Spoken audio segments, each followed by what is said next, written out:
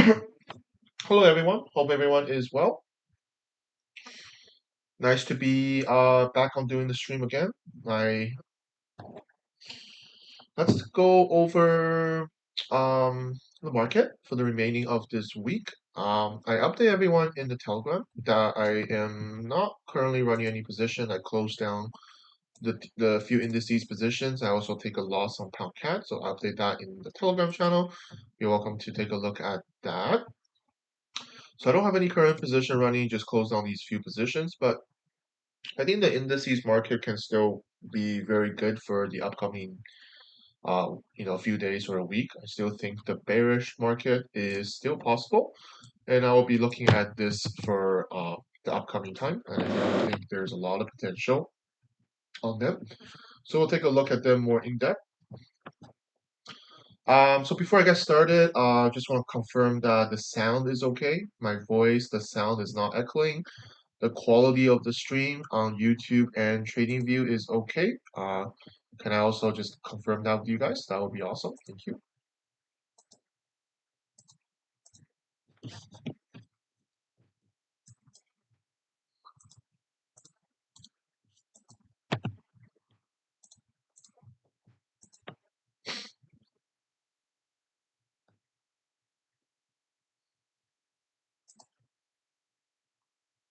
All good. So TradingView, all good. Uh, Sound is okay. Quality is okay on YouTube as well. Hopefully it's HD. I hope that setting is all good now, so we can get started.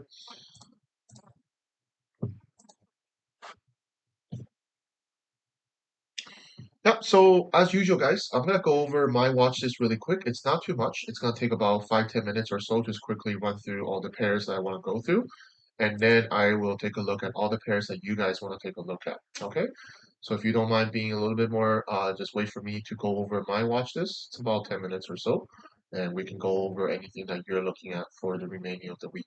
Okay. That was a good question. Videos are tremendously helpful since you're trading these 24/5 market. I'm curious, what is my sleep schedule? Tell you the truth, I don't miss any sleep, if anything. So my sleep time, well, I wake up around 5:30 or 6 in the morning. And basically when I wake up around 5:30 or 6, it's pretty much just before the New York session, which is like now. So I'm in Vancouver, I'm in Pacific Standard Time. So I'll wake up around 5:36. I'll start looking at the market, and I do two of the streams during the New York session, right? So I'll be up, and then in the afternoon time, I'll take a look at the market again. That's during the rollover time. So from 2 p.m. to 3 p.m. my time, it's the rollover. I'll take a look at the market around that time. And then in the afternoon time is the Asian session. I will set my alerts, but I'm not always on the charts or anything. And nighttime around 9 to 10 p.m., 9 to 10 to possible 11. It's just before the London session. I'll take a look at the market again. And I'll actually sleep through the whole London session. That's just my sleep. So actually, I'll miss the whole London session. Occasionally, I'll wake up, halfway through the sleep if any alert trigger or if I somehow wake up. But sometimes I just sleep through the alert, to be honest. So I'm always gonna miss entries. I'm always gonna miss setups, but that's just how it is, right? We're not computers. We're not up 24 hours a day, right? So that's really my sleep schedule. It's not really anything. It's not like you sleep half a day and wake up half a day. No, I still have a pretty normal sleeping schedule, if that makes sense. But I will be up around 5:30 or 6 a.m., which is just usually my wake up time. And I'll sleep around 10:30, 11, so I'll get about 6 to 7 hours sleep. I think that's enough for most people. So good, good, good, good, good. Let's get started. I'm just gonna quickly go over my watch list, and then I'll talk about all the pairs that you guys are looking at. Someone asked about the ebook. I have all the information here. You can take a look. I'll send this link in the description. You can take a look at this link. They'll explain that. So there's a link in the ebook summary that explains what I have in the ebook. You're welcome to take a look. So yesterday, I updated everyone in the Telegram. I closed down the Nasdaq and S&P 500 trade as the price was getting as we get closer to the New York session. there is bullish reversal, and I didn't want to hold through any pullbacks, so I got out of the position for a decent profit here. But I'm always going to look for another entry down if we get a better price action develop. So we can take a look at what's going on. I'm gonna go through the indices first because I think they're pretty interesting, and I didn't get a time to make the indices video. I'll try to make it today or tomorrow to outline all the indices market. So what we see here is after the initial push down for the price, right? This is a few these lower time frame impulses down. Naturally, if we zoom out, this is just one big impulsive move. So we know that it's likely we're gonna get consolidation. So I like how we are kind of making a bottom here. So if we can get a price to kind of push up during this New York session, which is probably putting that right now, if we can get a kind of move up, correctively move up to the top, potentially forming this new structure, then we are basically expecting that we're going to get a continuation kind of price action to further downside, at least to this low, the beginning of this ascending channel, and perhaps continuation down furthermore if we kind of have another impulsive phase down, and perhaps we create another correction somewhere like this. So that's really going to be my main focus for the remaining of the week and possibly going on to next week. I think the price is very, very clean and very, very neat where we are right now. If we look at the higher time frame, we talk about this many, many times when we're forming similar price action structure like before, right? So it's a good idea to see the possibility and, again, doing back testing to see how we can capitalize on these kind of bearish move that has happened before and we can potentially happen again in this time. So certainly one of my favorite ones to be on the lookout for is definitely Nasdaq here. If we get this consolidation, if we get this correction here, I'm definitely looking for either a reversal entry or maybe a correction after breakout, depending on our plan, of course, depending on what the market gives. But Nasdaq here is definitely looking very clean. Now we're going to take a look at S&P 500 because this is also a sell that I took yesterday, right? It's very, very similar like Nasdaq, right? We had this bullish push up, no continuation. Instead, it's a bearish reversal impulse. So we talk about these kind of price action. When price pushes up, no continuation. Instead, it's a bearish reversal.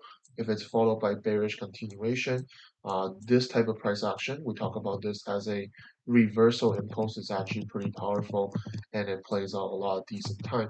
So I like how we had that push down, we had a correction, and then set the entry order.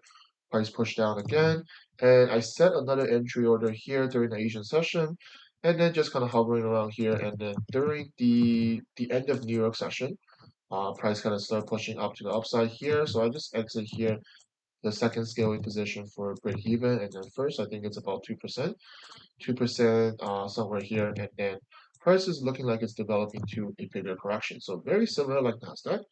So what I would like to see is a little bit more consolidation here, perhaps another move up to the top, perhaps the top of here, and then we create a new structure because we're correcting this move down.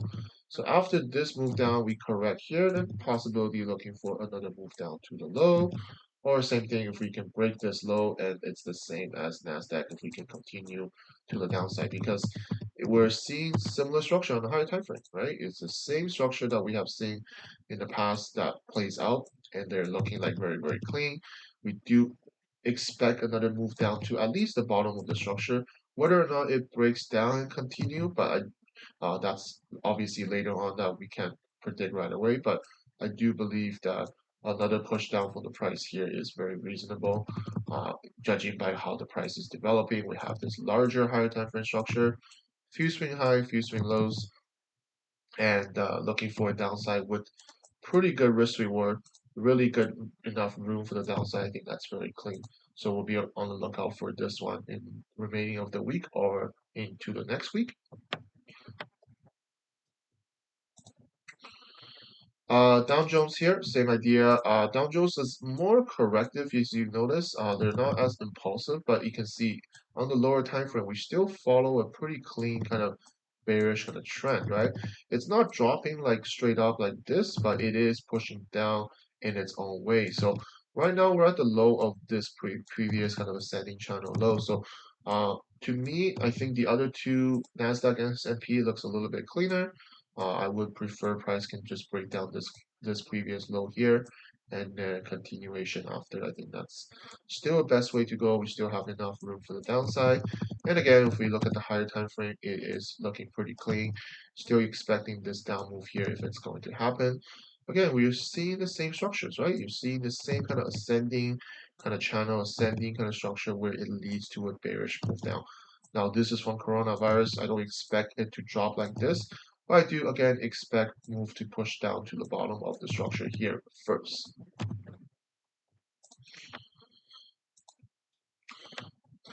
So one more indices, I think Euro 50 was another one that I update everyone in Telegram on Monday's watch list, and it's playing out. I think it's pretty good. I was looking at this area here for a possible entry. I remember on Monday we talked about this one. Oh, excuse me, guys. On Monday we're talking about this potential head and shoulder pattern, and potentially,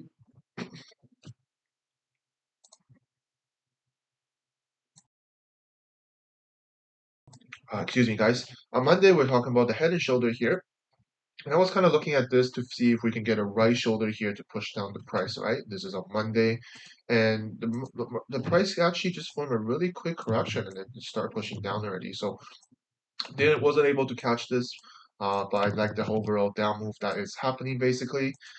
We see the same structure again throughout all the indices, right? We're looking at this few swing high, few swing low, and we're at the top of the structure, and basically we had this bearish reversal. So it's looking very good. Again, if you're interested in these ones, I think there's still quite a bit of room to the downside. You just have to wait for a consolidation or correction here. If you haven't catch the ones below, the previous one that happened within yesterday or the day before. So these few indices, I think they're looking very, very clean and they still have quite a bit of room to the downside. And perhaps if this structure is actually going to finish, we might even get further downside to the price. But first thing first, right, on the more the short-term scale, we want to see this move down to the bottom of the price. Now, again, we see the same structures, right? If you look at Euro 50 back in before coronavirus, it's basically the similar structure here that we're expecting, right? You form this kind of ascending, corrective kind of price action, and then it leads to a bearish impulse. So kind of expecting this similar kind of development here. So those are the indices, guys. I'm gonna quickly go over other markets really quick. It's gonna be another 5 minutes or so. I don't really have too much on watch. Now, on in terms of the forex market, we talk about on Monday where when we look at DXY, when we look at dollar index, it's basically pushing up, right? The dollar is getting a lot more strength. I talk about last few months, I guess I was more looking at a dollar being more bearish. But once we break this previous high, right, you can see this was the previous high. Price basically impulse up now, and it's almost forming this W style pattern. Remember we talk about M style pattern? It is basically the reverse of it, right? This is the M style pattern, and price push down. Uh, W style pattern is basically the same thing. I made several videos on. Oh, I made a video about this. If you're interested, you can watch this one. See my price action analysis. There's a M and W style pattern. That's in here. You can take a look at this one. But basically, it is a reversal kind of price action here. So price push up above this high. I think it's normal to look for consolidation here for potentially another upside move. So this basically shows us that more likely that most of the dollar is going to gain strength and continue to gain strength for the weeks or even months to come. So I currently don't really have any dollar pair that really stands out that I want to enter anything, but I do think there is one that is Kiwi dollar that could be potentially developing into something. So if we look at Kiwi dollar here, new structure, new kind of formation here. I like how we have this type of formation here, and we're at the bottom of this structure here. So I think if we get a consolidation, if we get some sort of consolidation here, right, a continuation correction that we can form at the bottom of this current structure, this could potentially lead to another downside move, potentially to the previous swing low like so.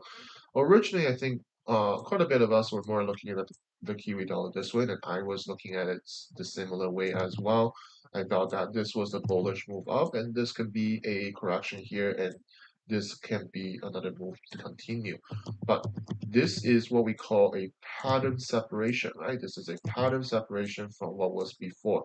Remember, if you're not familiar with pattern separation, I made several videos in the workshop. We talk about uh, pattern separation is really important because pattern separation is going to give you a different point of view on what the market is doing. Originally, we were looking at it more bullish to continue, but once the pattern separate itself from the previous one, then it's telling you that potentially what we were once looking at a more bullish bias is kind of no longer applicable now because we're forming into a new pattern, and this new pattern is more looking like it's more of ascending like, and it's more looking like it's going to be a more of a bearish kind of price action. So remember in the workshop video, we talk about that pattern separation sometimes can strengthen your overall analysis or sometimes it can void your previous analysis. So it's a good tool or a good analysis point of view to identify what's going on in the current market condition, right? Because the market continue to develop, right? Sometimes it's bullish, sometimes it's bearish. So it continue to move and we have to figure out or we have to do our best to identify what's the phases that we're in and what we can potentially do to capitalize on the market. So Kiwi Dollar here again looking for a potential consolidation here that could lead to another downside potentially to the previous low. So that's really the only dollar that I'm looking at. I don't really see any other dollar pairs, at least from my personal view or my personal bias. I don't really see an immediate entry. Swiss yen is the other one. I think Swiss yen is really clean. I think a lot of us probably see it the same way. Higher time frame again doesn't change, right? Bearish move down, larger structure here in the making. We not only have this parallel channel, we have this ascending channel as well on a higher time frame. And this is looking very, very corrective, right? As usual, when we see a corrective price action, we know that that is likely to lead to an impulsive phase. So certainly something to watch out for. And remember on Monday, I think the price was more looking like a descending structure. And I mentioned on Monday exactly this is what I want to see is if we can have this descending structure eventually correct into a more of a bearish correction or bearish continuation, that would be nice to see. So is this another pattern separation? To me, it is, right? This is more of a descending structure at the top at the time on Monday when we do the outlook, and now we form into a more of a bearish kind of continuation price action. So what I want to do again is just waiting for this consolidation to complete, right? If we can just consolidate here a little bit more, that would be nice. And then potentially looking for a downside move to the bottom of the higher time frame ascending structure. So this is certainly one of the ones that I'm looking at for the remaining of the week. I think this one is really clean and we do have enough room to the downside and possibly even break out and continue if that's going to be a full-on bearish kind of reversal impulse down. But that's gonna take weeks or months to complete. So first thing first is looking for this potential short-term move to the downside, and then we will reevaluate to see whether or not price can break out of this ascending channel and continue further down.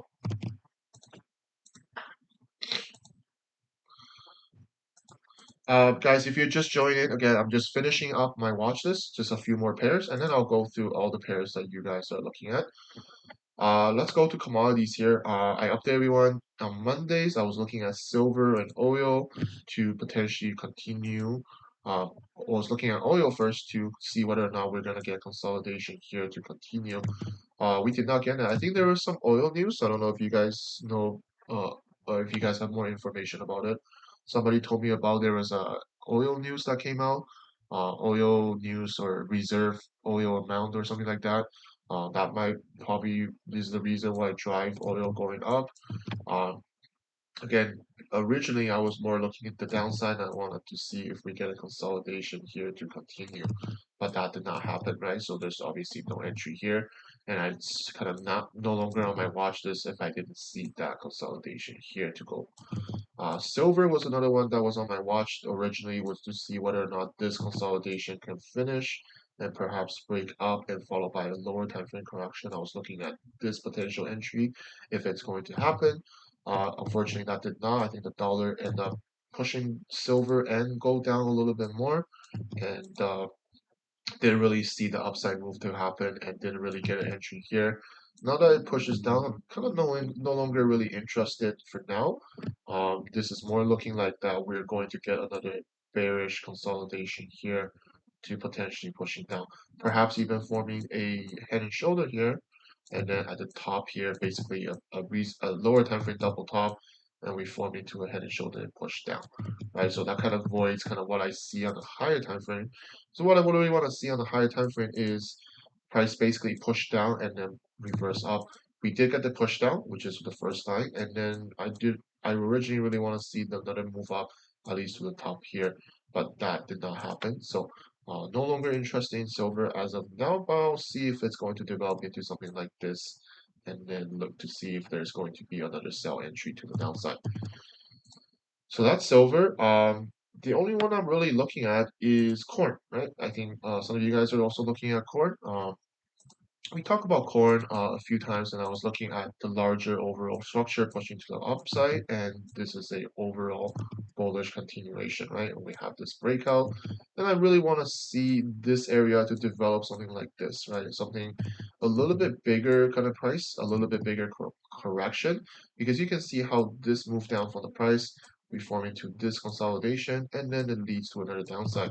So similarly, if I see this bullish up move, if we could get a bigger consolidation, I can reasonably expect another move up to the previous high. So I'm kind of patiently waiting for this. Now, small chance that we're gonna see this consolidation to be enough, and then we're just gonna take off on here moving forward. If that's the case, I'm fine missing this entry, but I would more rather to see this move down, just a bigger consolidation here, something like this, and that could even lead to a inverse head and shoulder pattern to push up and then continue to the upside. So that's corn. Last one I'll talk about is platinum. I think platinum was a sell here that happened. I don't know if anyone caught this sell here. Basically, the sell has been pushing down quite a bit, right? And I was basically looking at this area. Sorry, I was basically I was looking at this kind of a bearish continuation after price kind of pushed down pretty impulsively. There's a few smaller correction in the middle, but this was the larger one that was informing. And basically, we talk about on Monday, right? This push down, if it's followed by a consolidation, it's likely to push down more. I just didn't catch this one. I don't know if anyone catch this move here, but this was talk about on Monday, if I recall. Yeah, Monday here, price was just at the break of this structure here, and we did get the bearish move down from the price. So it's a pretty nice move. Just wasn't there to catch this one, but if anyone catch that, good job. And it's likely to just consolidate here a little bit more now, in my opinion. We're likely to consolidate here a little bit more, and then it's another push down from the price to the low, and that would be nice. But personally, because the move has already happened, even if it form a correction here, I don't think there's enough 3-to-1 risk reward to the low, so I'm probably not interested in selling. But I'm just pointing out this one that kind of play out in our view here, and if we can break the low, certainly further downside is possible. So that's platinum. And last few pairs I want to go over are the indices, crypto market. So crypto continue to be bearish. Right? We talk about this on Monday as well. On Monday's watch list, there's a three pairs that I was looking at, and it's the same three pair. I don't really see anything else that develop into my liking. I think there's only three that it's looking pretty decent. Dot USD is one of them. Again, we talk about this on Monday, right? It's basically forming into a head and shoulder at the double top or all-time high. So this is usually a good area to possibly look for a bearish reversal because price pushes up, breaking all-time high, but no continuation to go higher. Instead, we have the bearish reversal, potential bearish continuation to the downside. But these are all going to be short-term move, right? They're not likely to be something that's going to be in a totally trend change. I'm more expecting this to be on more of a short-term side if that's going to play out. It's going to be the same as Ethereum. Ethereum is basically the same kind of price when we hit the all-time high, break the all-time high, but no continuation to go higher. Instead, we form into ascending structure, ascending channel reversal. We have the bearish push down and then basically bearish continuation here to potentially push down to the bottom of the structure. And again, they're just all short term, right? I don't expect this to be start dropping all the way down to the low or whatever. I just expect a smaller pullback or smaller drawdown, and then potentially reverse back afterwards. And Luna is the last one. I think Luna is the last one that I pointed out on Monday that is still looking pretty good for a potential sell. I like this kind of more of a higher time frame kind of rising wedge. Price is getting squeezed here. And then once at the top here, we also have a head and shoulder pattern here. Price breakdown impulsively. And then now it's looking like we're forming into a consolidation here to push down lower. And I do expect price to kind of hit to the previous low and then before reevaluate whether or not we're just going to get another bullish up move from this point forward or breaking below this low. But judging by what's going on here, I do expect another push down if this consolidation does work out for another downside move.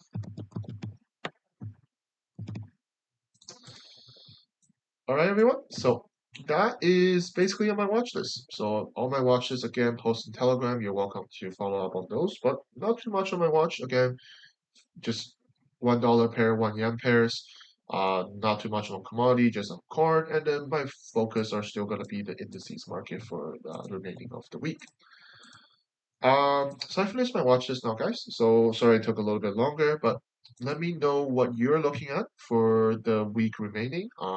You guys can start typing it in the comment. I will take a look one by one, but make sure you put long or short. If you don't put long or short, I'm not going to talk about it. I want at least your opinion on it and perhaps your analysis on it. But I would like that engagement a little bit more. So I'll start looking at some of the pairs that you guys are pointing out here. So someone pointed out Kiwi Dollar earlier. Personally, I'm more looking at Kiwi Dollar short, right? That's just my personal bias. I kind of talk about that in the beginning. I want to see this bearish kind of price action push down, and then consolidation here to sell. Personally, I don't really see the buy. We went over this. Like I think this is a more of a pattern separation, and this is more leaning towards for me to think that it's more of a bearish price action. So that's what I think on Kiwi Dollar. Swiss yen, we talked about that earlier as well, right? So Swiss yen was one of my pair. I think this area here could lead to a possible sell down. So that's the one that I'm looking for the week remaining as well. We went over DXY earlier, right? DXY, I talked about that we broke this previous high. I think if we can get a bigger consolidation here, we're likely to see further upside on the price. Because this move is so sharp, naturally I'm going to expect a deeper consolidation here before any potential upside, like something like this. You look at how originally price pushed down and it forms into a correction here and then it just continued to push down afterwards. So I kind of expect the same thing, a bullish push up like that. And if we can get a consolidation like this, and potentially we can get another move up from the price afterwards, right? So that's kind of something that I want to wait for the, this probably gonna take a week or so to develop if it's going to happen. But you can see bearish push down, bearish continuation, and bearish impulse after. Bullish impulse, bullish continuation, and perhaps another bullish move up afterwards. I didn't talk about euro dollar or pound dollar because I don't really see too much on them, but I can talk about pound dollar really quick. Last week I did enter a pound dollar long position. I went over that in my recap video. I think it was somewhere around here. End up with a break even. The price just never really continue upwards more and more. Instead, we're forming into more of a bearish kind of price action. It's continue pushing down. Now I'm more kind of on the neutral side of things because I still see pound dollar in this kind of a descending structure still. Descending structure kind of correcting the price. And then as long as we're still remain in this descending kind of formation, fairly neutral. If anything, this has to break down like this and then continue down after to kind of let me more leaning towards a bearish market. But as of now, I'm kind of neutral. I'm just kind of waiting to see whether or not price will do that, or we're just going to consolidate here a little bit more for a potential bullish reversal, because we know descending structure is still going to be a high percentage of the time. It's a bullish reversal price action, right? So that's why I see a pound dollar. Just like I said, I want to be fairly open with it. I'm not leaning towards a sell, nor I'm leaning towards a buy. I'm just kind of waiting on this area to develop. Euro dollar, well, euro dollar certainly just continue to push down, right? I don't think there's any entries here. Like within this push down from the price, I didn't really see much available. There's probably a sell here. I don't know if anybody was interested in that. But I think the price has already pushed down quite a bit, so there's no point trying to catch the sell here anymore. It's likely to do what dollar index is going to do, is create a bigger correction, right? It's just how naturally price needs to move after it pushes up quite significantly already. It has to correct in order for another move up. So I think it's the same kind of uh, view here on euro dollar, is that we broke these previous lows, exactly kind of what we want to see. I kind of more expect a deeper correction here before another downside, right? So that's kind of how I will be watching out for. But in terms of entry, in terms of view, I don't really see much here.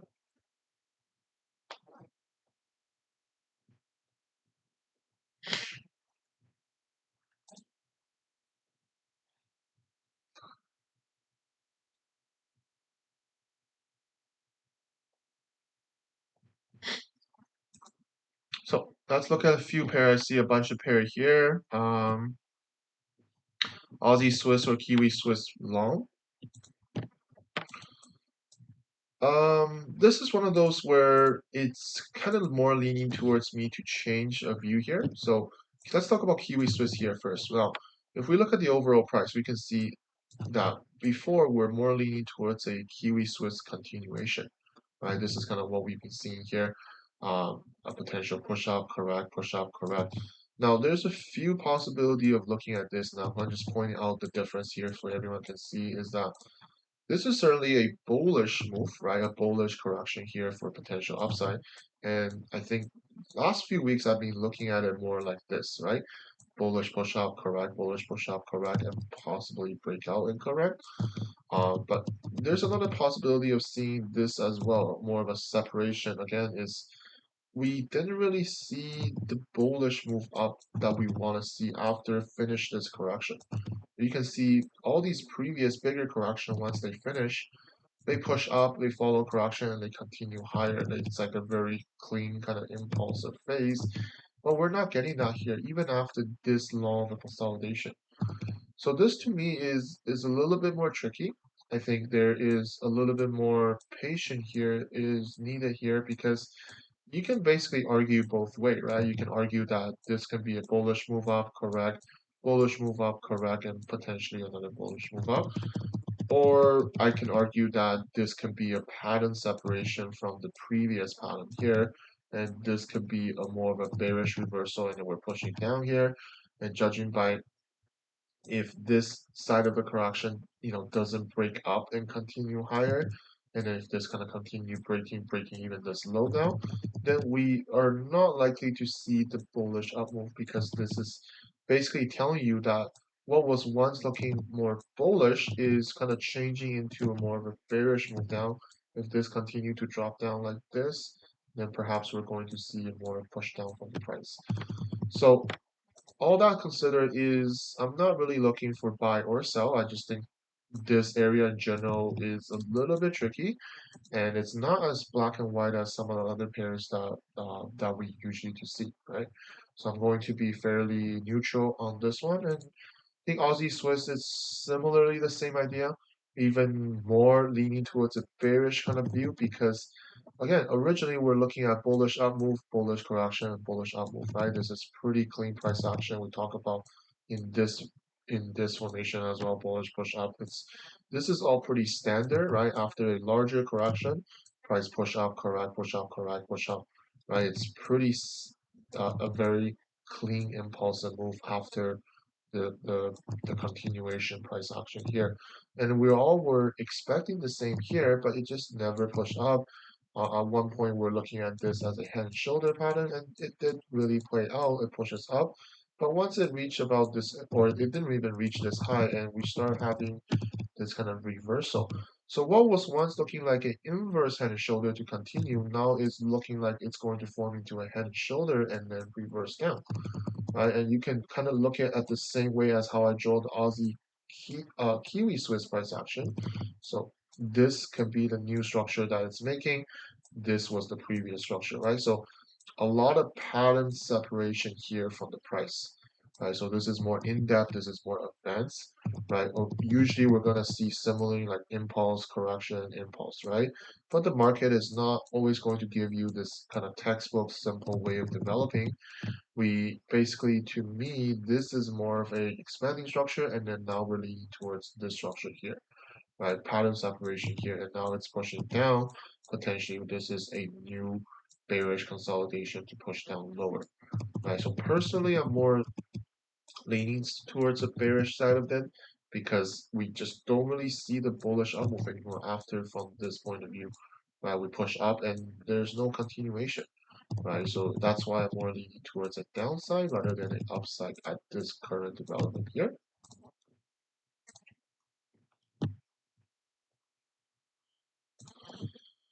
A few more pairs. I think pound Swiss long. So pound Swiss long. A bunch of you guys are looking at pound Swiss long, or just the same person keep typing pound Swiss long. Um, sure, we talked about this on Monday, right? Pound Swiss, uh, overall kind of parallel structure. This is not really descending like, right? We're more leaning towards descending like this. This is more parallel to me. Price pushed down, really didn't continue lower. Instead, it's a bullish reversal, right, on the lower time frame. So a bullish reversal up move, which is nice.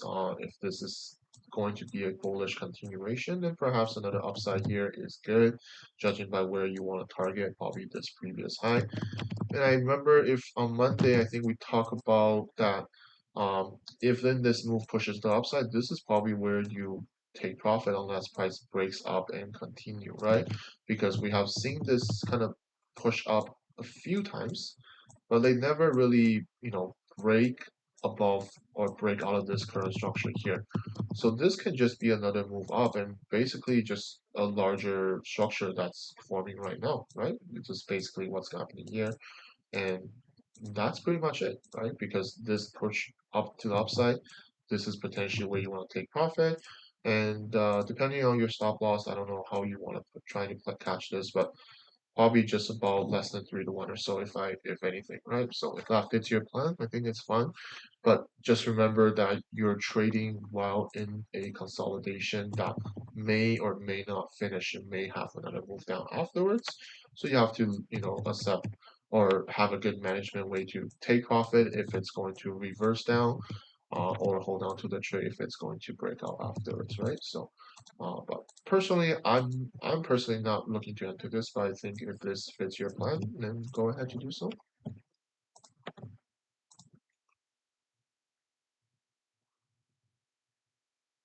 So we talked about euro dollar short, right, earlier. So euro dollar, we talked about same idea as what dollar index we want to do, um, potentially creating a larger structure before getting involved. And dollar index, same idea, right? We broke the previous high, so consolidation here would be nice. We briefly talked about gold earlier as well, right? Oh no, I didn't. Sorry. Um, because originally gold and silver was similarly in the same formation where it's kind of developing into something like this, and I was looking to see if we can finish consolidation and push up and continue. That did not happen, and gold's the same thing. It kind of solidate here and then it started dropping down. So, in my opinion, best to wait for consolidation here. You're not going to catch the sell here, because it's already dropped, right? So once it already dropped, you're not always gonna, don't try to catch the low here and try to sell. I think the best way is to wait for consolidation here to continue the price if that's going to happen and perhaps forming into this. But personally, I'm not interested in the sell. I still looking like this move can be more bullish upside. This can just be a new structure that we're forming now, something like this. And a push down from the price could just be a temporarily short-term sell, potentially another reversal up move, right? So while I think the lower time frame is looking more bearish, but personally I'm not interested in the sell. But if you're interested in the sell, I think it's best to wait for a consolidation, just like a consolidation here.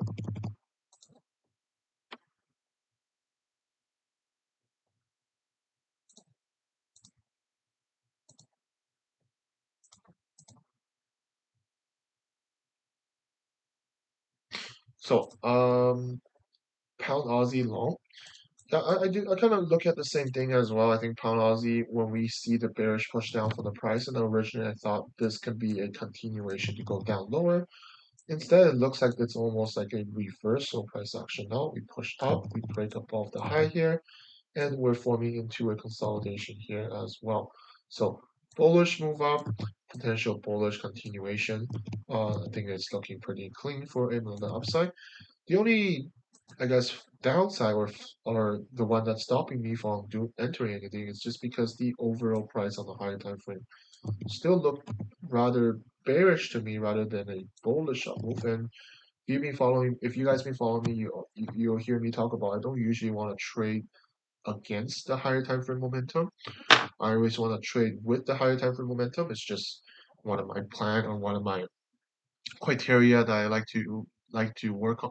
Like to always stick to. Now it's not wrong to. It's certainly not wrong to go long, right? So let me just be clear. I definitely think this is probably what's going to happen. We have a reversal. We push up. Correction here to potentially push up higher. It's just that me personally, on my trading plan, I don't usually want to trade against the overall higher time frame, but certainly this is possibly a reversal, right? So, and it's basically it's showing up as a valid entry here, push down, reverse, bullish push up, potential bullish correction, and potentially push up to the next high. Right, so if that fits your plan, I certainly do think this is a valid trade. Just personally, I'm not interested because of what I see overall here.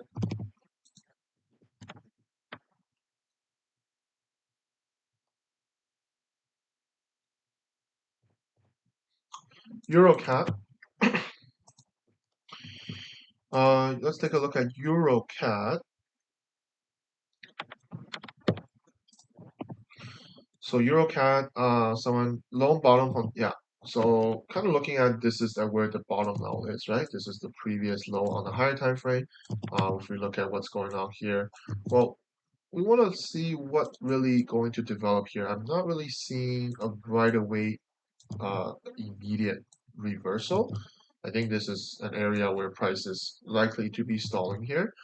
Um, if anything, this is more looking like it's a downside and this is a consolidation to push lower. But I think last week we also talked about that we're not looking to short from this point. I would rather wait for the price to break this previous low and then continue downside afterwards to look for a sell like this. But it's not doing that, nor it's reversing up. So basically, I think it's just have to be a little bit more patient waiting for what's going to happen here. Like I'm not really seeing a bullish reversal. I'm not really seeing a bearish push down right away yet.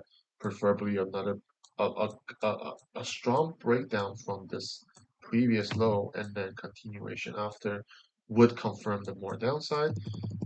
That's if you're looking for a bearish point of view. But if you're looking for a bullish point of view, I'm not really seeing anything here at this moment. Okay. Yeah, I'm gonna talk about natural gas. Sorry, I kind of was looking at what comments on YouTube, but let's take a look at natural gas really quick. Natural gas shorts break out of support.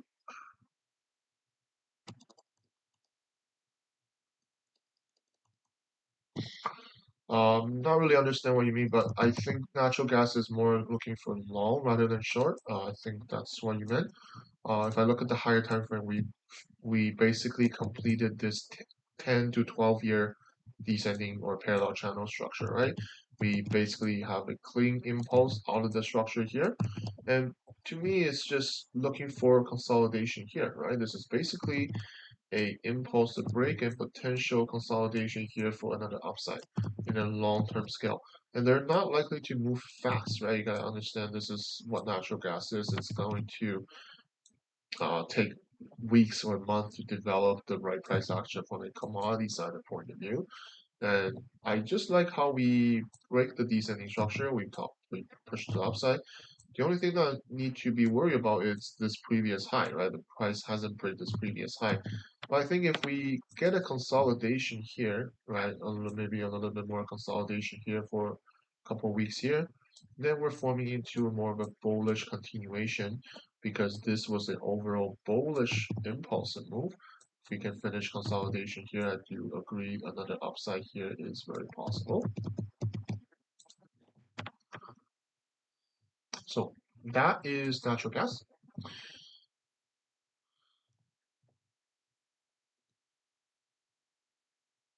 So we went over euro dollar, we went over pound Swiss, Aussie cat sell.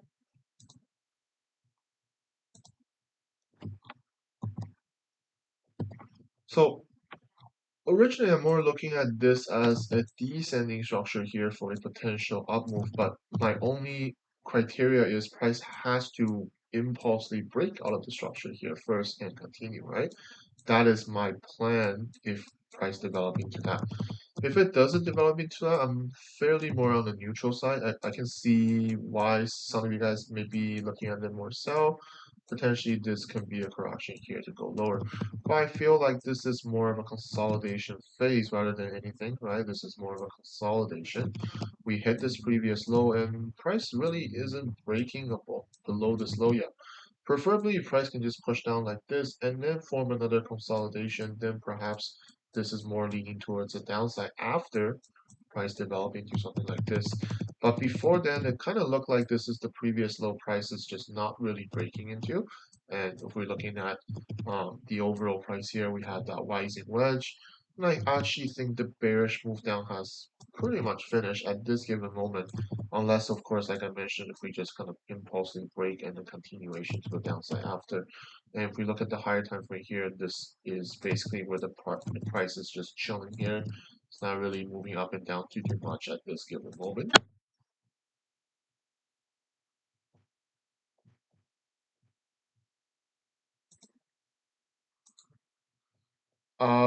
So Aussie cat sell, Euro Aussie buy. Let's take a look at Euro Aussie. Now, if we look at Euro Aussie and kind of, we'll have to start from the top here because overall price to me personally is more leaning towards a downside. Right, you can look at the higher time frame here. Impulsive move, correction, impulsive move, correction, and impulsive move. So I really don't think there is a up move. Maybe on the lower time frame, depending on how you what you apply. If you're looking for short-term buys, I'm sure there's going to be some short-term buys if that fits your plan. But I think the overall price here is more leaning towards a downside, right? We have a higher time frame head and shoulder, double top here, bearish breakdown from this point forward. It's really, really sharp move to the downside. It pretty much continued to the downside more and more. And to me, perhaps there is some buy potential if that's, fits your plan, but I think rather that this overall move is more just going to be a corrective price action. You can see how much price pushed down. This even a move up to the top is just going to be short term, and then we're potentially forming into a bigger consolidation to continue lower, right? This is just the nature of how the price would usually move. We, because of how sharp this move has already moved, you're not expecting move to just continue dropping. We usually going to see is a consolidation phase. So even if there is buy potential, I just don't think it's going to be long term, right? It's just going to be a short term move up, and depending on how this structure develops, potential still reverse down and continue the bearish trend. So that's kind of how I see on Euro Aussie. Again, if your plan, right, if your trading plan is looking for short-term buy, sure, there's possibly something like that in the near future. But I think the overall move is more on the higher time frame side. It's more downside. And again, that's why I talk about if the overall higher time frame bias is more leaning towards a bearish bias, then I'm not really looking to buy to go against the higher time frame momentum. That's just my plan on that. Aussie and long. Um, I'm fairly neutral on probably a lot of yen pairs. I'll point out cat yen and kiwi yen as well. It depends on how you see this, right? It's kind of like we hit this top here on higher time frame, and we're kind of slowly trickling down here on the lower time frame. I'm trying to identify the structure here, like this could be a structure here, but more leaning towards a bearish view, almost like this is almost looking like we're pushing down like this. And finally, there's probably something developing here, and I do agree if you're looking at this as a potential inverse head and shoulder or something like that. But usually when we see an inverse head and shoulder, I want to see it at the bottom of the price action, or at least with the double bottom or something like that that pairs with it so that it has more confluence to reverse up. But at this point, it's just an inverse head and shoulder here, but there was no previous low or anything. So something like this is kind of what I talk about is on the lower time frame, you're going to see a lot of different price action structures and patterns. But again, they're usually better if they are paired with other price action structures and pattern that will strengthen the overall view, right? We know inverse head and shoulder is a bullish reversal. We all know that. But like I said, it's best when you spot them on the lower time frame. It's best when you have other price action, maybe a structure like this, or maybe a double bottom, or maybe something else that adds confluence to this, right? And that's why it's not really on my watch list for now. I can kind of argue both way, right? I can see that some people are selling Aussie yen and they are still in the Aussie yen sell because of how the bearish momentum has been. And that's why it's fairly going to be on neutral on this one. I'm not really looking for long or short at this given moment.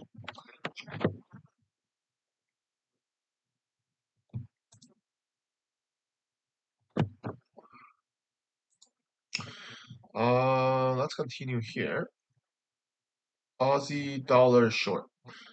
Yeah, I think Aussie dollar short is similar like Kiwi dollar short. Like Kiwi dollar is also looking like we have similar price like this, and I think Aussie dollar is looking pretty same as well, right? We have this overall bearish push down.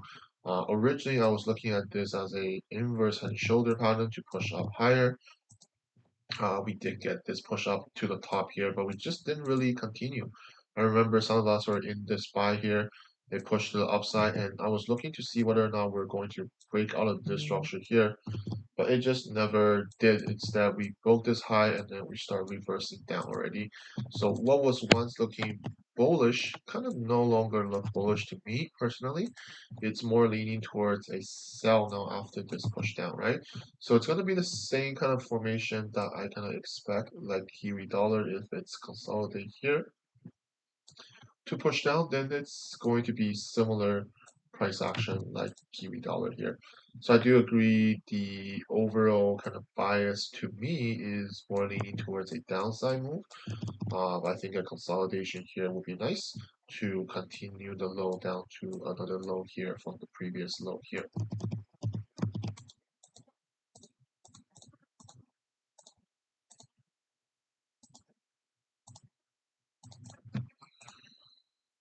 Okay, so that's Aussie dollar short.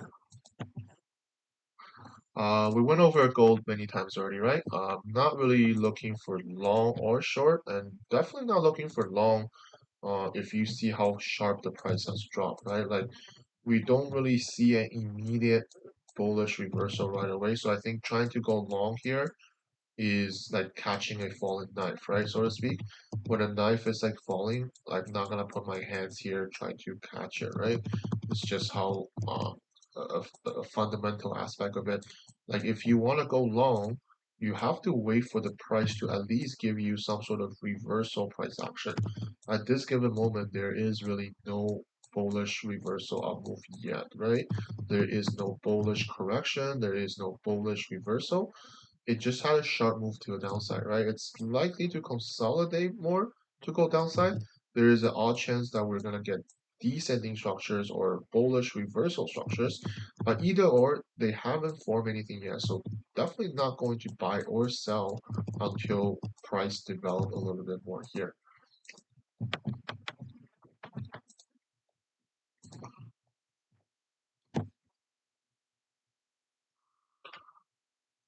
Do I use stop order to enter trades or do I manually enter them as I see price breaking on consolidation? I always use stop entry orders. Always use stop entry orders. I never set market orders. Like I always set sell stop or buy stop order. I don't even use buy limit or sell limit. So in any cases like this is that when I see a price develop, I set entry orders. I don't do market orders. I set entry orders, so the price tag me in. I don't set, I don't execute market order. I think market order is what a lot of traders get too emotional because when they see a trade start running, they get emotion, they try to jump in on the trade and they do market order because they have the fear of missing out, and that actually backfires for them when they try to jump into trades that they were already too late on. Right? It's fine, just miss entries, guys. It's the market's open 24 hours a day, 5 days a week, or crypto markets open 7 days a week. So there's no point trying to rush a trade or jump into a trade. A lot of traders just get FOMO. They see a trade taking off without it, and then they try to jump in. And I think gold is probably going to be a good example of it. Is like a lot of people probably didn't catch this move. I didn't catch this move. I'm fine, right? But when when a move like this happens, and then when it's at the bottom here, people are trying to catch the sell, and then in reverse, right? When they're at the bottom, they reverse. It's like when the market already pushed, when the impulsive phase has already happened, there's no need to try to jump in on the trade, right? If you miss the trade, you miss the trade. It's fine, right? It's going to develop and more opportunity later on, right? It's just how the market is, right? Remember, you're trading for as a career, right? I hope most of the people who are watching these streams or who are following me to understand that you're trading as a career, right? You're trading to be a sustainable, consistent income for the years and years to come. You're not here to trade like winning the lottery tickets and trade one day and then expect to win millions and quit trading the next day. That's really not how trading is. But that's how most new traders or inconsistent traders do is they try to make a lot of money in a short period of time and that always backfires, end up, revenging trade, over leverage, over risk, and that leads to them blowing accounts, right? Most people who lose money in trading and give up are traders who blow accounts or several accounts before they quit, right? And this is probably exactly why. So I kind of went off a little bit topic, but my point is I don't set market orders. I always set stop entry orders. That's how I do it in these cases because it's just going to be more beneficial for you in the long run. So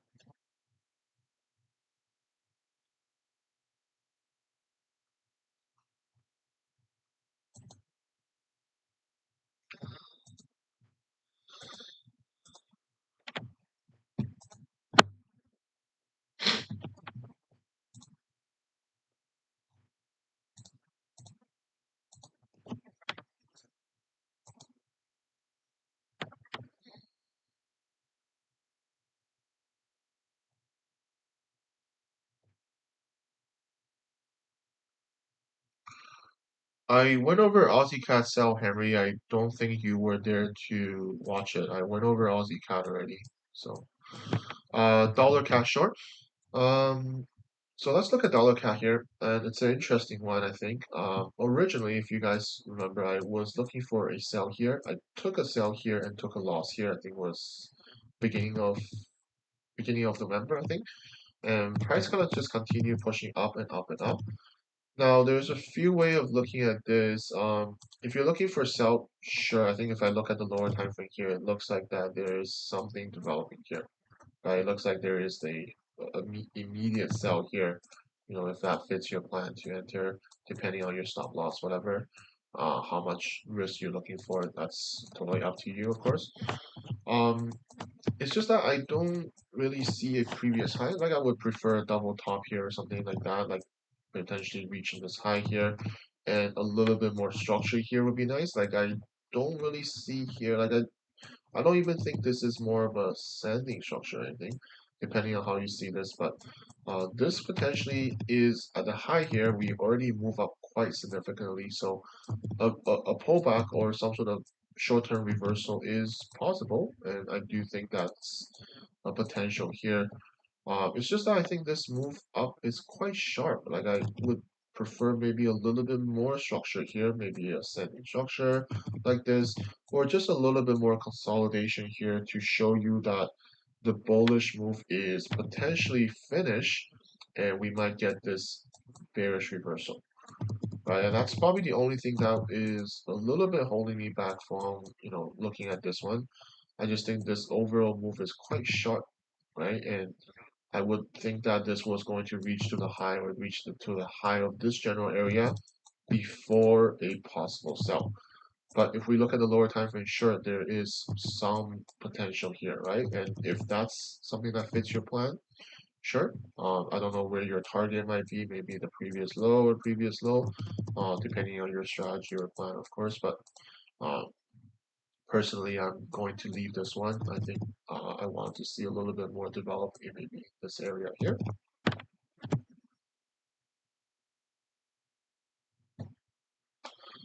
Kiwi cow, we went over that many times already. So again, looking to see what's going to happen here for a confirmation sell. Aussie cow, we went over that already. Dollar cat, we went over that just now. How you count your stop loss to each entry? Not counting, but just setting entry orders, right? So if I was to set an entry order, I always set entry order and stop loss usually above the corrections, right? You give some room for the price to correct, and that's how I usually set my entry orders, like these, right?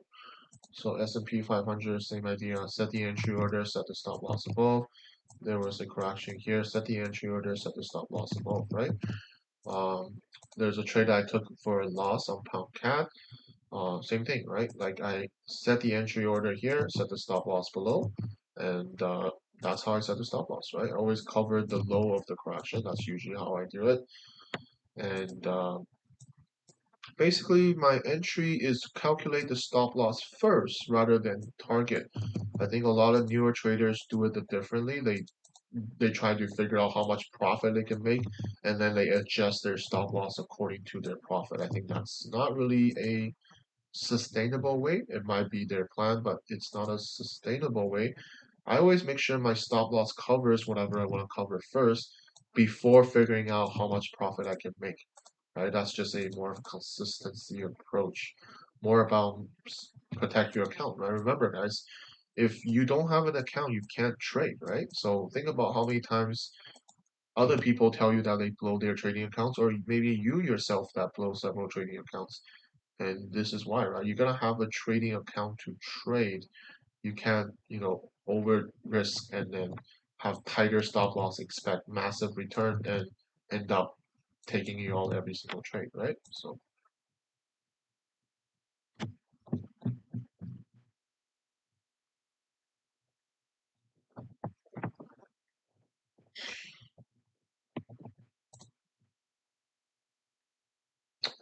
Solana, I missed that one. Solana long. Well, I personally took a Solana long here for a loss. I think this was from early November, I think as well. So I took a loss here, but I have Solana coins I've been holding for a while. So I'm more obviously seeing this as more bullish. We are at all-time high now. So whether or not this area is going to give us another potential up move, that's possible, right, in the near future. Um, Overall, I think Solana is a really clean thing, right? We've been pushing up massively already, correction and push up again. So similarly, what's happening here is likely to what happen here as well. We're going to get a little bit more consolidation and perhaps push up. But originally, my plan was to enter when the price breaks all-time high here. Right, so now it looks like there is possible entry here, but don't think I'm interested. I want to see at least another push up on the price and then another consolidation. That would be nice to enter for a possible long. Um, the only downside that you or myself might think about is just that everything else in crypto is pretty much red, right? Everything else is looking like it could be more of a bearish market, at least temporarily. So whether or not that stops Solana or not, that may not stop it, right? Because we could potentially still move up. It doesn't have to go with other cryptos or anything like that, right? So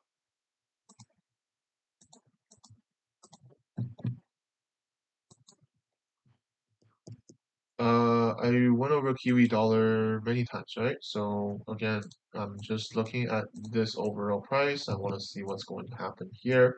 If it's going to consolidate here to potentially lead to another downside. That is Kiwi Dollar.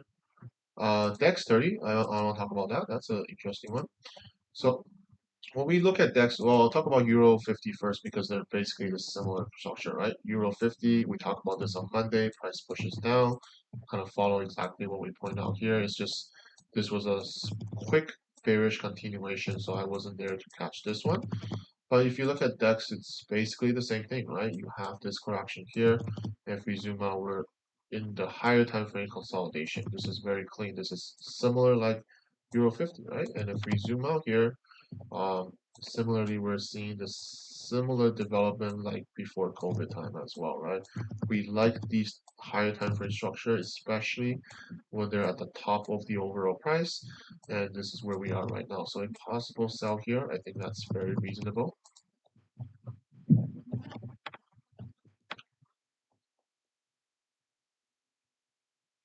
Dollar CAD, we talked about dollar CAD earlier as well, right? Um, I do agree there is possible small lower time frame sell potential here, but it's like what I pointed out, it's because this move has been quite sharp, and I haven't really seen other price action here to confirm the downside, other than we have a push down here and then a correction. I just don't know how far this can go, right? It's like this can just correctively move down and then form into a bigger structure and then continue afterwards, right? That's certainly possible. It's like this move down coming down, end up forming into a descending structure and then bullish push up after. Or this push down here forming into this structure, people might think this is a head and shoulder and then it reverse up and continue. So I just want to see a little bit more here. Like that's kind of what summarized what I said is because this move has been quite sharp, and I just don't expect this lower time frame to start immediately selling like this. It perhaps could give you some short-term sells, but again, where could be a target and how much risk reward are you considering? That's all up to you, right? Because I don't think there's enough risk reward to sell. I always want to look for 3-to-1 risk reward, right? So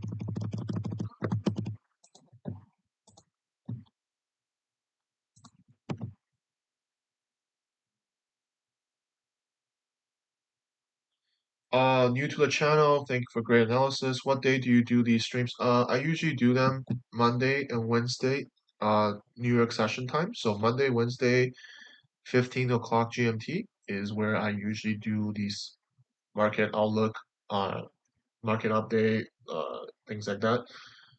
So they're just at the New York session, right? New York session starts at 14:30 GMT. I will do the New York sessions at uh 15 o'clock GMT. Usually goes about an hour and a half to 2 hours. I will always make if you follow me on YouTube, you will always see them on my YouTube page. You'll see the next available ones. Or if you follow me on TradingView, I will always have it in the community tab stream. You can always see live streams or upcoming streams. That's where I'll post them as well. If you ever want to rewatch them, you can rewatch them on my TradingView stream tab, and then there. I've been doing these for like a year and a half already, so there are as many as you can see here, or you can rewatch them on my YouTube playlist.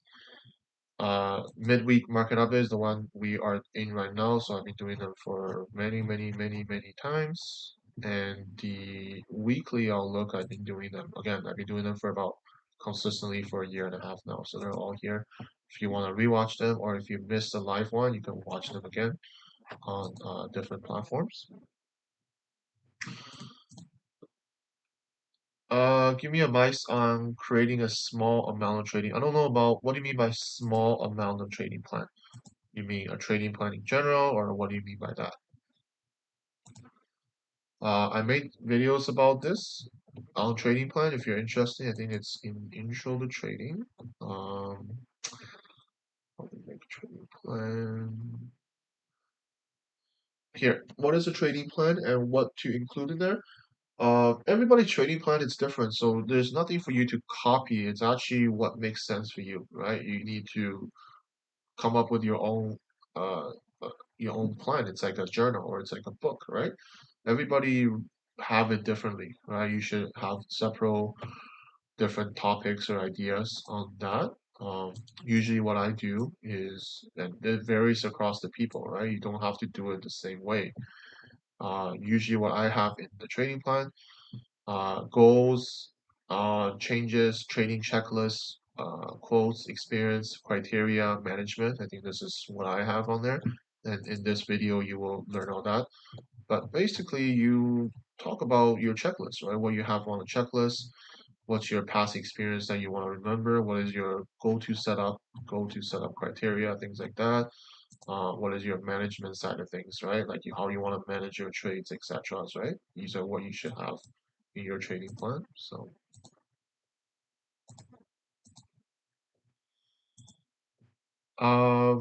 any other question, guys? Seeing people are not much else pairs or questions that I'm seeing, but I'm welcome to any pairs or questions you may have. Um, yeah, I just went over Kiwi Dollar. I don't know if you were there, Hamid. I just went over that. I don't know if you were online to look at that.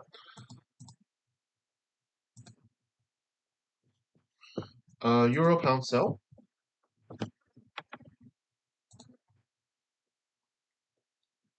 Do I have an ebook? I do have an ebook on this page. Again, you can have this link. In here, it talks about my ebook. You can go over that if you like. It basically summarizes what I do or teach or my but entire information is all here if you're interested. It does have a section about ebook, but it's going to be you can have this, you can watch this video and you can learn all about trading plan, right? So it's basically going to be the same. There's different topics that you can include, and I kind of just went through that just now with you as well. So you can watch the video, see if that makes sense to you to create one. Euro pound here. So Euro pound here. I remember last week or the week before, or several weeks ago, we were looking for upside move, and the upside move did happen. It's just that it didn't reach this high here. Like the price pushes up, right? This was the original push up on the price. It just never really reached the high where I think the target would go. I know some of us caught the up move, and now it basically is hovering around the bottom here. Now, so I can agree that there is possible kind of sell development. It's just that this structure has been correcting for quite a bit of time, right? And here, correction doesn't necessarily lead to another down move. It could even be a possible reversal. So that's why it's a little bit tricky here. I think it's better if we leave it alone, like at least from my plan. It's just because we're getting pretty close to even the low here. Like even if you sell here, can we comfortably get 3 to 1 here, even if we decide to sell here, right? Let's just take a look. If this is your plan to enter something like this, right? Like I can't even squeeze in 3 to 1 here. I don't know how you plan to enter this one, but I can't even squeeze in 3 to 1, right? And as usual, I don't want to be trading through. I don't want to be trading to the previous low, right? That's always our plan is I don't want to trade right into a previous low where price can easily reverse, right? So while I think there is a lower time frame correction and potential this can push down, I just don't know how far this can push down to, and can it break this previous low? Can it actually break out of this higher time frame structure? Because if you look at the higher time frame, this is an overall bullish impulse, right? This could just be a larger bullish correction to eventually continue upside. So can this small correction on the lower time frame end up pushing down past this low and then continue downwards?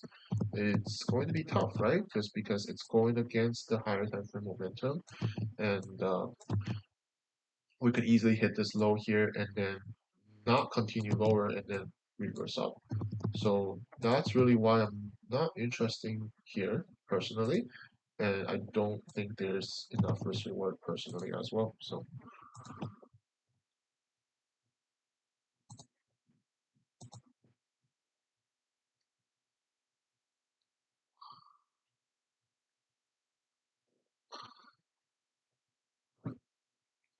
pound Swiss, yeah, we went over pound Swiss earlier, right? Pound Swiss, some of you guys are looking at long, and this is potential correction you're looking at. And I talk about this in the beginning when we went over pound Swiss, is that even if this move pushes up, like this is the high where you're likely to take profit on, right? And we kind of calculate if we can get enough risk reward here, like depending on your plan and strategy, like how you're going to enter this, how your stop loss will be. But like you can see, it's just about under 3 to 1, and because this is still a larger correction. So even though we see a bullish up move, but if it doesn't break out of this structure, if it just kind of hits this high here and then start reversing, then you're not going to get 3 to 1, and you're likely to get just kind of hit a 1 to 1 reverse or even break even, etc. So as long as those of you who were looking for pound Swiss law understand this, right? Your risk reward, the potential reversal point, because we're still in a consolidation. As long as you accept that's a possibility, then potential you want to enter, then of course go ahead, follow your plan, right? I'm just pointing out the potential issue here is we're in the consolidation phase. Potential that there's not enough risk reward and we can hit the top and then start reversing back down and just continue create a larger structure before another upside, right? And I'm not saying this won't be the one that breaks up. It could very well be. We can't predict the future, but judging by there's a few times when we hit the top, it just didn't really continue higher, right? So just be careful or something like that, okay?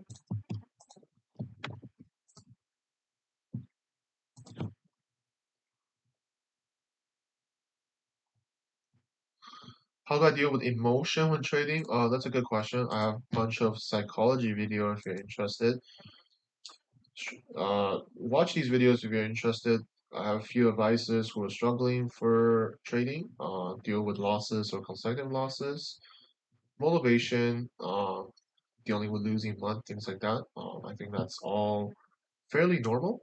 Um, in my journal this week, or sorry, last month in October, I had one losing month of the whole year.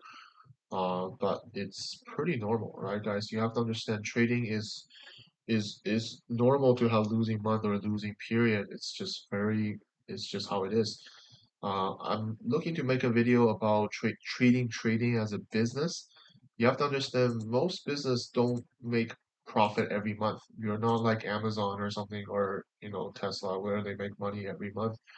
A lot of smaller, medium-sized business is not always going to be profitable every month because there's peak season, there's off season, right? So you have to understand trading is the same. Don't expect every month you're going to make money. You can make money in certain month and perhaps you'll break even in some month or possible losses in some month. It's kind of what you look at it at a quarterly or at a yearly point of view. And it's the same as trading, same as any business, right? Perhaps during a few months you're making extra returns, and some months you're just break even or possible losses. So as long as you understand trading is a marathon, trading is actually a long-term industry, long-term job, if you want to put it that way, then you're have to accept that some month or some period you're gonna have losing month, right? It's what you do in those losing months that matters. Most traders who fail is during those losing month or losing period, they overtrade, they revenge trade, they try to chase back their losses, and they end up risking more, over leverage, and losing a bunch more money, gets emotional and blow their accounts. Whereas consistent, sustainable traders understand taking losses are a part of the industry, part of the game. So when you take losses, we naturally will be more conservative. We naturally won't be entering too many trades. We're going to be conservative because we know the emotion aspect of it, right? We know that if we take a several trades, well, it's good to take a day off or so, get your mind off different things, and come back strong, right? The market is always going to be there.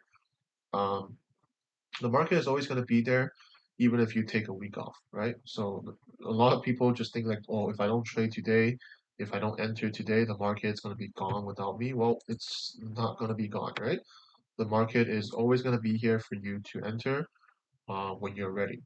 So think about that. Think about how to adjust your emotion when it comes to losing, and just take a day off, take a few days off, go do other things. Stop looking at your chart every minute. Again, a lot of traders look at charts every minute, every hour.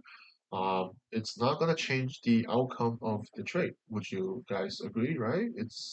You're you looking at your broker's app, you looking at your profit or losses is not going to change the outcome of the trade. Right? We hoping the trade to go up is not going to actually make the trade go up. So looking at the phone every time is only going to get you more emotional because the profit or loss fluctuate every second, right? So you looking at your chart one day, one time is this much, and the other one is this much, and you're just gonna get emotional. And imagine you're trading a larger account, right? I think all of us, all traders want to eventually grow their account to a larger size. So imagine you have a larger account, and every little pip that move is a couple $100s, then you're gonna have a heart attack by looking at your phone every second because 1 second you're up like 3,000, the other seconds you're down 200 or whatever, right? So think about that, right?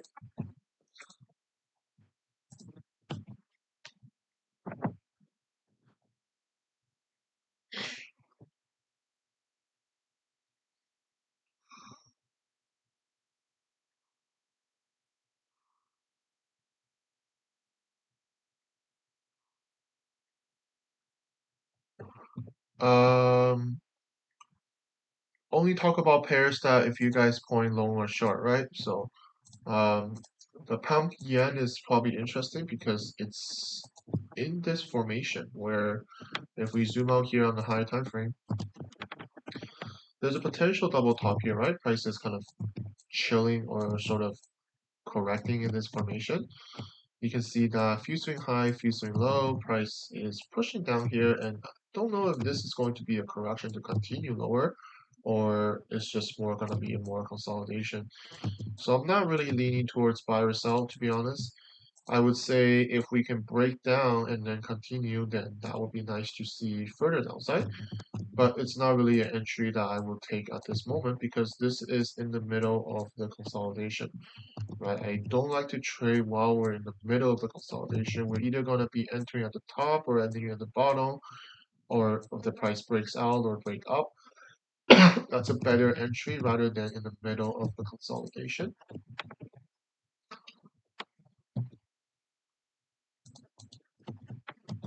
Eurozar, yeah, I think you asked me this last time. Um, Potentially we can reach this high depending on if you think this is the high or this is the high. If we look at the lower time frame here, perhaps there is some ascending structure here in the formation. So perhaps we can consolidate a little bit more, push down for the price and correct, and that would be good. But I'm not really overly favorite. Like these are more exotic pairs, right? So I don't personally trade the exotic pairs. Sometimes their spreads gets pretty big, right? And I tend to leave these ones alone. And it's the same as dollars are, right? Or the dollars are actually pushes up higher now, I guess, because of the dollar in general, it's a little bit more strength. Whereas the euros are is kind of chilling in this area here.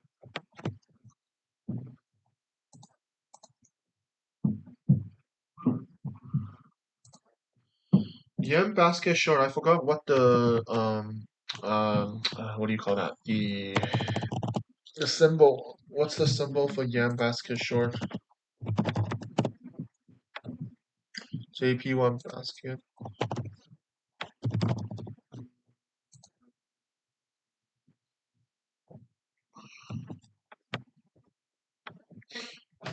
Um, okay, so interesting one. Like potential, this is a bearish continuation correction. Yes. So, but this also means that the yen will be losing strength. Yes. So if we see this move is likely because the yen can lose strength. Now it depends on how you see these, right? Because um,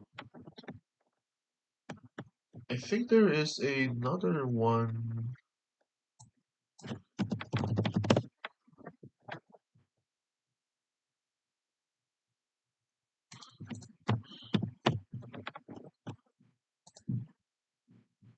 Yeah, you see, I don't know, correct me if I'm wrong, but like you can see totally different price here. This is Japanese yen currency index, and then there is yen basket, which is the one that we were looking at earlier, right?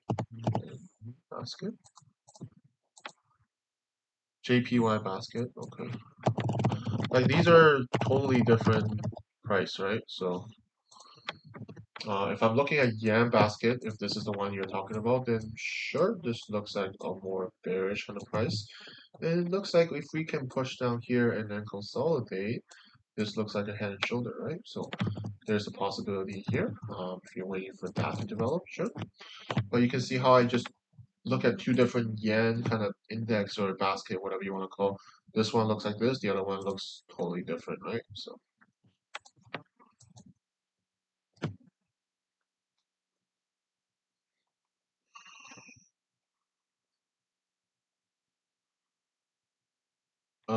strategy. It's not like other strategy that only works in certain market, right? We're looking at the market in a completely different way, right? So you have to see it a totally different way so you understand. I don't know how to explain this properly, but it doesn't matter which market you're looking at, right? It's maybe some other strategy can only work on Forex, can only work on something. It's not, we're looking at the total market movement, right? So when you understand how impulsive phase, corrective phase, impulsive phase, then you're always going to get the same thing, right? It's just how the market moves. So when you look at these, the market is always going to be impulsive, corrective, impulsive, corrective, impulsive. That's just how the market moves, right? When you finish a consolidation, the impulsive phase happens. That's just how the market moves. So I'm trying to help you to understand that it's not like a strategy maybe that only works in different market. It really doesn't matter which market you trade. This is crypto market. You've been seeing me talking about Forex market, indices market. I can even talk about stock market. It's going to be the same thing, right? It's going to be the same thing because it's just how the market moves. It's always going to move in cycles. Impulsive move, corrected phase, impulsive move, corrected phase, impulsive move, corrected phase. And again, impulsive move, right? When the correction finish, impulsive move happens, right? So it's just the most easier way to understand the market compared to typical other people who will show you different way of trading. And I never talk bad about any other way. It's just everybody has their own strategy to trade, right? But once you see the market this way, you will never unsee it this way because you'll naturally know that is how the market moves, right? And you can go up move like this, you can go down move like this, right? It's going to work the same, right?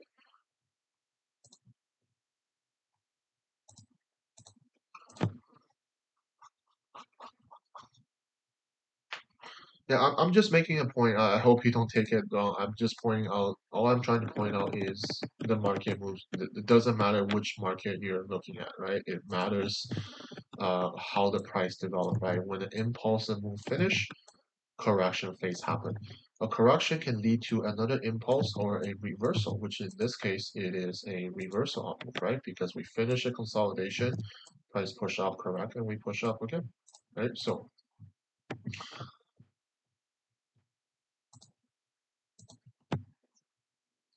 what's your take on leaving a full-time job and going full-time trading? I guess that's what you meant. I would say you better be consistent first. I think a lot of traders fail because they jump into trading few months, they probably take some few winning trades, and they think, or they would think that they know it all, that it will be easy for them, and then they quit their job and then jump into trading. They think they can start making money or whatever. But once you quit your job, and especially if you have liability, right? If you have mortgages, if you have car payments, if you have a family, you have dependents, that's usually going to be the demise of that person because originally they have a full-time job that can sustain all that. And when they quit their full-time job thinking trading can replace their income, but they're actually not even close to that level of the trading experience. And once they take a few losing trade and even a one losing month, everything break out for them because now there's panic, there's stress, there's emotion, they're negative. They realize I can't do this, right? I'm not good enough to trade to be a full time. And they're gonna start revenge trade, over leverage, start risking more to chase back, and they end up blowing more money. I have coach and mentor many people who are in that situation, whether they're young adults or actual dad or mom, older adults. Um, that happens to them, right? I've talked to a few of these people who struggle in that concept because they think they were ready, but they were not. So my suggestion is definitely need to have a full-time job continuously first and then trade on the side. This is the time where you're going to put in a lot more time and effort into trading is by understanding that you need to put in more effort into what you're doing. So basically, you're gonna have your full-time job, you're gonna work your 9 to 5, you're gonna squeeze out whatever time you have. So eliminate all leisure time, no playing time, no having fun time, no watching TV, none of that BS, right? You don't have time to watch TV, you don't have time to watch Netflix, you don't have time to play PlayStation or whatever. Use those time to trading because you're gonna get better at a trader. And once you can be consistent 3 to 6 months, then you can be potentially ready, right? But don't quit your job right away if you're not consistent yet, right? Consistent, I would say, 3 to 6 months. I would say probably on the safe side, you should be 6 months or plus. Now, consistency doesn't mean you need to be profitable every month. Consistency is about you entering the trade exactly following your trading plan. You follow your management plan. You don't over trade, you don't over leverage, you don't over risk. You exit the trade according to your trading plan, and you don't get emotional, you don't revenge trade, you don't all that. That's what I think consistency is. It's not about consistently making money every month. That's not really, you're not always going to make money every month or 5%, 5%, 5% every month. That's not how it works in trading. Every month will be different. Every week will be different. It's about how you consistently enter, exit, manage, do your analysis, do your journal, right? Do your back testing, all that, right? That's consistency. Okay, so that I hope that kind of explains that a little bit better. Um, I think that's really the key for any trader who are serious about trading is to get consistency first. A lot of traders just jump in, a few months into trading, make some money and think they're ready to, become a full-time trader because a lot of things it's to do with social media, right? Social media portrays trading that way. It's kind of ruined the trading industry, but that's not something I can help or change. But in my stream, in my talk or in my educational video, I can try to talk about some of these aspects, and I hope that helps traders out there to get better at it, right? So, all right, everyone. Any last minute question before I wrap this up? We've been going live for about an hour and a half already, so nice to see some new faces. Again, if you're new, you're welcome to join my Telegram and all my other platform. Telegram is where I post all my analysis, uh, educational video updates, all that stuff is in here. There's nothing for you to pay. TradingView is where I post all my analysis and stuff. You're welcome to follow me on TradingView for all my ideas, or these are forecasts. Remember, I don't post signals. I'm not here to post signals ever. I'm here to help traders to be consistent and sustainable on their own, to make their own decision, because simply following trade signals is not going to make you a successful trader. And YouTube channel to learn everything that you want to learn about how I trade for free. Everything is up here. I have additional things on my Linktree tab. You can find out more about it here. This has pretty much all my platforms, website, and things like that. It's all here if you're interested. Um, I think that's about it. Okay, unless there is some other questions that I can answer, but welcome, of course. Yeah, you're new to the channel, great. Follow me on those platforms if you want to learn more. I have a group discussion chat room. There's about 1,200 of us here that can share ideas, ask questions, interact, and things like that. I have my main channel. That's where I post everything myself. So depending on what they're the same information here.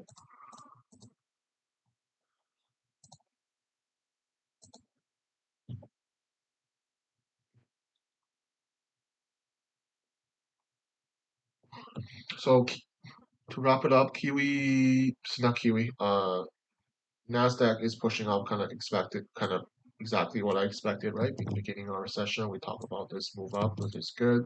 So if this move doesn't just continue and push higher, if we correct within this point, then I think that's exactly what I'm looking for. I'm looking for a downside move, right? And same with S&P 500. We're right back at the top. Great, right? This is exactly, again, what we talked about in the beginning of the session. So if we can get this correction complete, right? Remember, if this just pushes up and continue, obviously I'm not looking to enter, right? I'm only looking for a downside move, right? Downside continuation. So I think Nasdaq, S&P 500 is looking very, very clean. So those are the ones still I'm going to be focused on.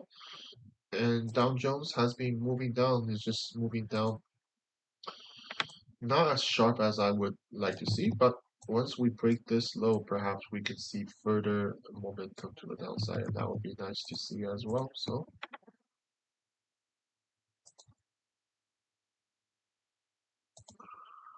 I'm new to trading. I hope to learn what it takes to evolve. Yeah. My honest opinion to everyone who are new is this is not a get rich quick scheme. Whether you want to agree with me or not, trading is not a get rich quick scheme.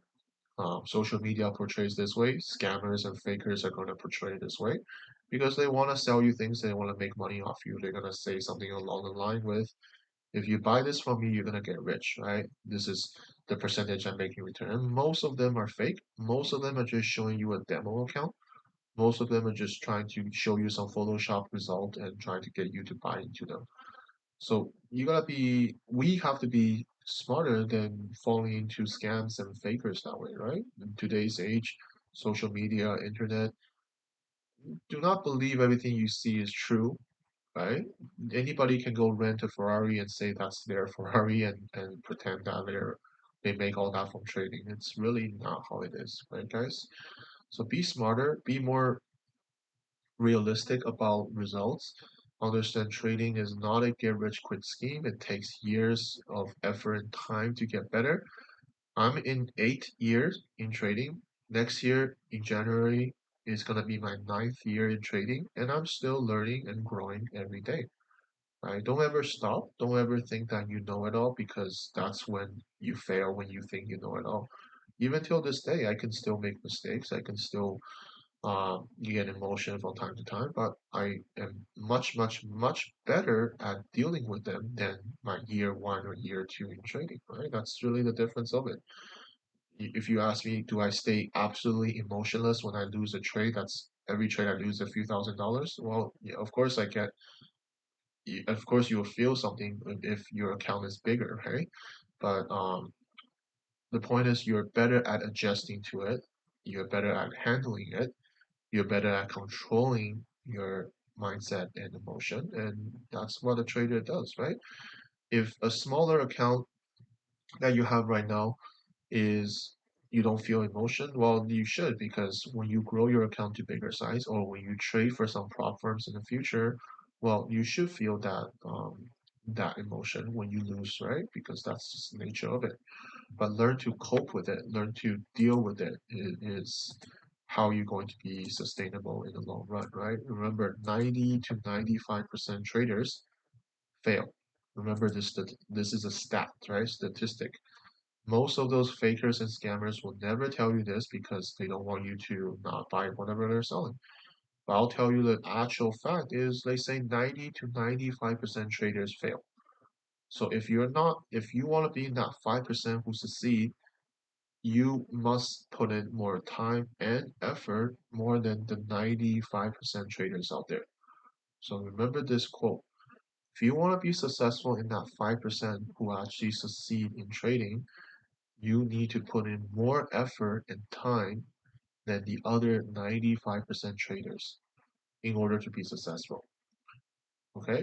It's like any other industry, any other job. If you want to be a doctor, if you want to be a lawyer, you better put your time and effort into it. Otherwise, you're not going to succeed.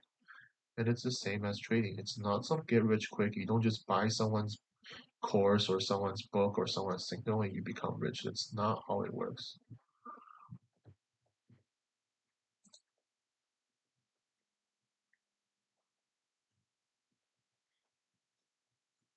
I don't really provide any course. All the information you can find online is free for me. YouTube, Telegram, TradingView, you can learn a lot. I do have an ebook that I wrote. I do offer some coaching and mentoring sessions. You can find out everything here. But these are all one-on-one. These are all things that I take passionate about. I don't just do signals or anything like that. That's not what I do. What's your advice on improving trading psychology? It's been 2 years trading and struggling and be consistent. Honestly, it's only 2 years, my friend. Like, you don't expect you to be, a trading guru in, 2 years, right? You're in 2 years now. So have you actually journal your trades? Do you actually do backtesting? Have you done those, right? If I asked you to show me your journal, would you able to show me your journal? Right? So start thinking about if you're not consistency, what are you not doing? Do you do journal? Do you do back testing? Do you review your trades? Do you have a trading plan?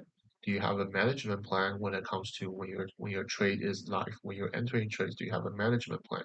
Do you have any of those, right? If I ask you this right now, if you don't, then you need to work on those, right? You need to create your trading plan. You need to have a management plan. You need to have a risk management plan.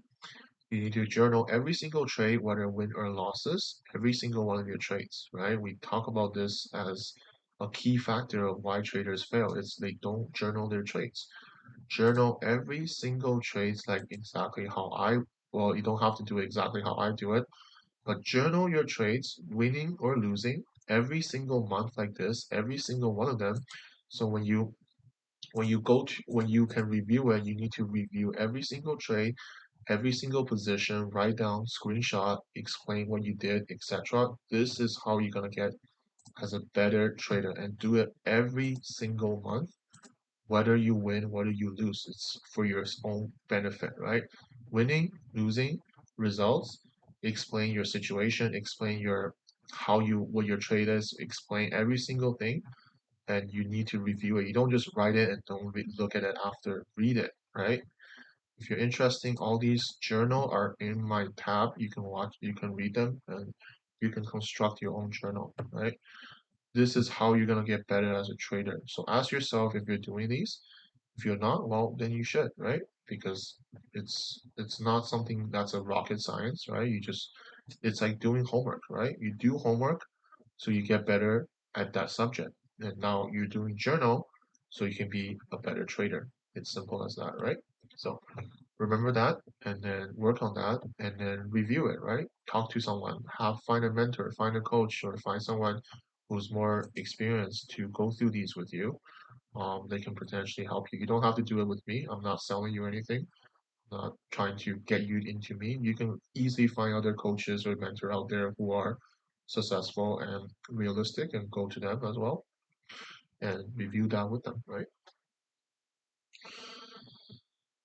All right, everyone. So I'm gonna wrap it up here. And last one I want to talk about is just there's still scammers out there, so be careful if you're new joining any of my groups or platforms. There's scammers who are impersonating me. Okay, unfortunately, this is the world we live in. Social media, they want to impersonate me.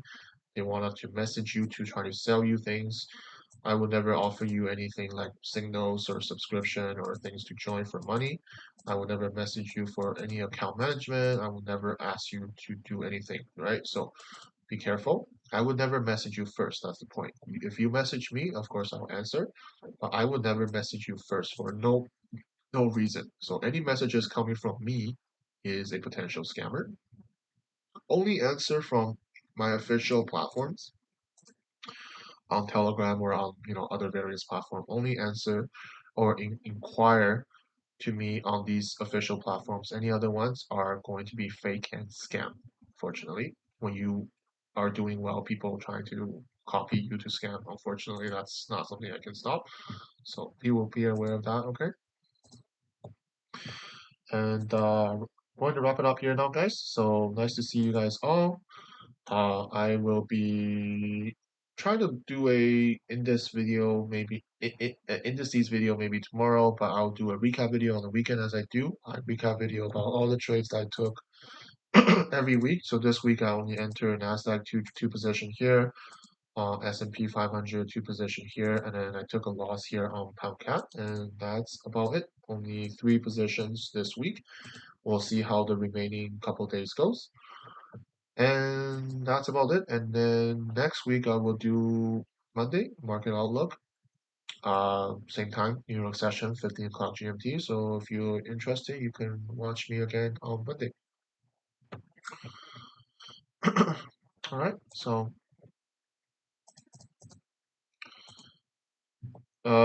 you sent me a message. I don't know where did you send me the message and what platform did you send me the message on. Um, Best way to contact me is actually on Telegram. So you can message me on Telegram if you're interested. This is my yeah, best way to message me is on Telegram. Okay, so go on my channel and then click my username, and you can message me that way. It's the best. Have various platforms I can receive messages, and I'm also doing the stream right now, right? So maybe that's why I'm not seeing that. But message me on Telegram if that's the easiest to do. Um, and that way you can talk to me. Okay.